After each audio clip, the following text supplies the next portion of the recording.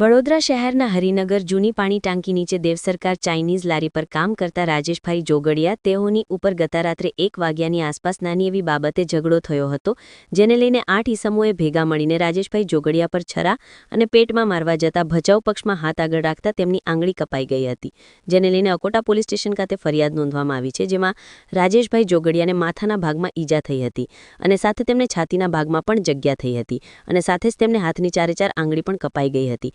આ સંદર્ભે અકોટા પોલીસ સ્ટેશનમાં ફરિયાદ થતા અકોટા પોલીસ સ્ટેશન આગળની તપાસ હાથ ધરી છે। પ્રાથમિક માહિતી અનુસાર જાણવા મળ્યું છે કે સામેવાળા વ્યક્તિ નશાની હાલતમાં હતા અને તેઓ બુટલેગર તરીકે એટલે દારૂનો ધંધો કરી રહ્યા છે અને નાની એવી બાબતે રાજેશભાઈ જોગડિયાને મારવામાં આવ્યો હતો, જેમાં ફરિયાદીના આધારે એવું કહેવાય છે કે તેમની ઉપર જીવલેણો હુમલો કરવામાં આવ્યો છે। હરિનગર 4 રસ્તા ઉપર લારી છે, એ લારી ઉપર આજ છોકરાઓ આવી અને એક ઓર્ડર આપ્યો, એ મેં બનાવ્યો અને બનાવ્યા પછી એ લોકોએ ઝઘડો કર્યો અને આ મને ઝઘડામાં વાગી ગયું। સાધારણ તીખું થઈ ગયું હતું એટલે। સામેવાળા વ્યક્તિ કોણ હતા એ તમને ખ્યાલ છે? ના, હું ઓળખતો નહીં, પણ એનું નામ કંઈક ઘટી છે। એટલે દારૂનો ધંધો કરે છે? હા, દારૂના ધંધા જ કરે છે।